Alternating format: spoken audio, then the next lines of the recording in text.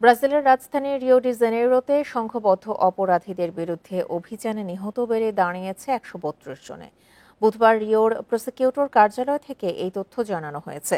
নিহতদের মধ্যে ৪ জন পুলিশ সদস্যও রয়েছেন। শহরটিতে COP30 বৈশ্বিক জলবায়ু সম্মেলনের আগে এই অভিযান চালানো হয়েছে। ১০ থেকে ২১ নভেম্বর ব্রাজিলের রাজধানী রিও ডি জেনেইরোতে অনুষ্ঠিত হবে জাতিসংঘের জলবায়ু শীর্ষ সম্মেলন COP30। এই আয়োজনের সার্বিক নিরাপত্তা নিশ্চিতে বড় অপরাধী চক্রগুলোর বিরুদ্ধে অভিযানে নেমেছে ব্রাজিলের পুলিশ। ২ দিনের অভিযানে নিহত শতাধিক, যার মধ্যে পুলিশ সদস্যও রয়েছে।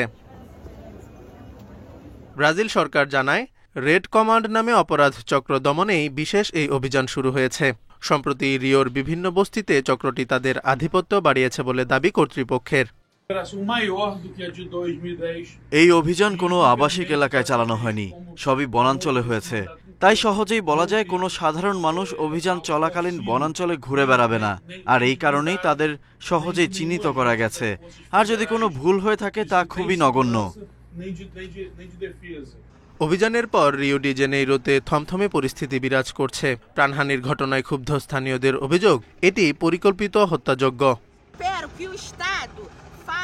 আমার ভাতিজাকে পুলিশ হত্যা করেছে। তার শরীর থেকে মাথা আলাদা করে বনের মধ্যে ঝুলিয়ে রাখা হয়েছিল। পরিবারের সদস্যদের মরদেহ খুঁজে দেখার অনুমতি দেয়নি পুলিশ। অভিযানে নিরাপত্তা বাহিনীর প্রায় ২৫০০ সদস্য অংশ নেয়। এদিকে এই ঘটনাকে চরম নির্মমতা আখ্যা দিয়ে অভিযান বন্ধের আহ্বান জানিয়েছে জাতিসংঘ।